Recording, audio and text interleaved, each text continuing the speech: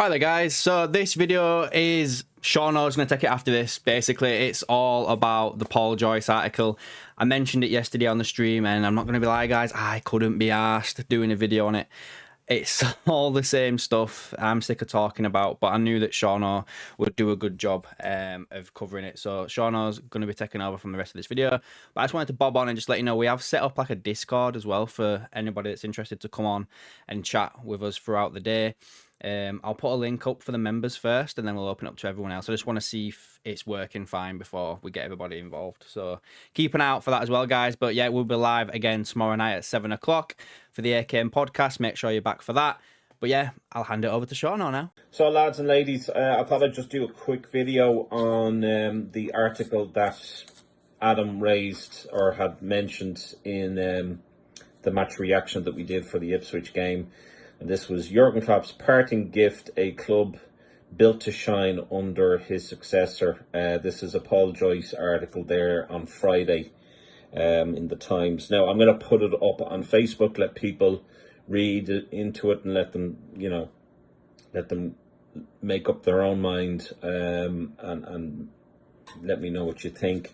I'm not really all that impressed with it. I mean, it obviously goes into detail a year from the announcement that shocked football. The German's grace and departure has left Liverpool in an almost perfect position. So it just goes on about Jurgen leaving, the, why he left, had he left sooner, what would that have been like? The fact that he's left the club in a great position. They go on about the rebuild, which is kind of funny. At the end of 2022-23 season, Liverpool finished 5th in the Premier League, 22 points adrift of the champions, Man City, and it became obvious that the overhauling the squad was necessary in the summer. I've yet to see these big transfer kiddies that we're always been promised every year. It's funny. When you mean the overhaul, you mean selling players in order to buy players. But anyway, Jurgen was very much off the view. We need to get the club back to where it was, one source said. I'd love to hear who that source was. He thought, we can't leave it like this. So Alexis McAllister, Dominic Szoboszlai, Ryan Gravenberch and Endo were all signed with the decision taken that Liverpool needed to spread their budget to recruit a number of players rather than target one star such as Jude Bellingham. Doesn't mention the fact that we tried to go for Casado and we bid, I don't know, was it over 120 million?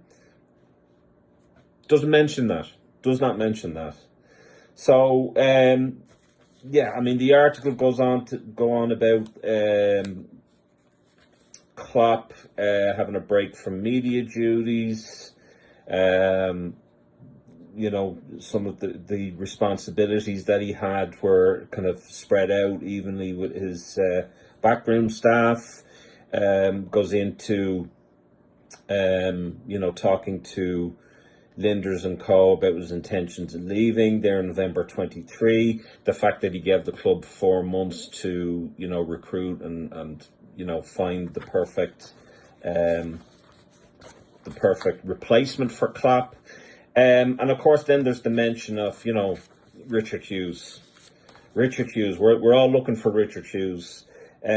According to Joyce, we should all be thankful of Richard Hughes because he was pivotal in the appointment of Arne Slot. They go on about the, bringing back Edwards, bringing back Julian Ward. No mention as to why they left in the first place. Absolutely no explanation as to how they came back, why they came back. Why would we accept them back after they left us? What was the reason for them leaving in the first place?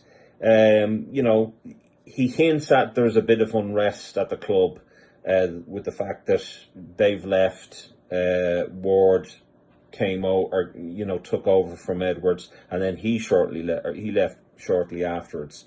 No reason, no explanation as to why that all happened. None whatsoever. These are journalists. These are people that do this for a living, and there is no kind of investigation into that, no research into why that happened, no question marks over it. Again, there's a little mention of the fact that, FSG were, put out on the market that they're going to sell the club, and really was just a tester just to see how much the club was. Ridiculous nonsense. The likes of Joyce, that it came out from Ornstein that the club were for sale, and that was, I think, in November of, I don't know how many years ago. It was in November, but we didn't hear back until March, indirectly from John W. Henry. I think he was asked by the Boston Globe or some reporter in Boston, are you selling the club? And he said no. He said no. So it's again, it's amazing, all this PR stuff that comes out. They all peddle the same shit. I would hope and pray that there are people that use their own heads and think outside the box rather than being led and said by this shit. Again, I'll put this up on our Facebook page, AKM LFC.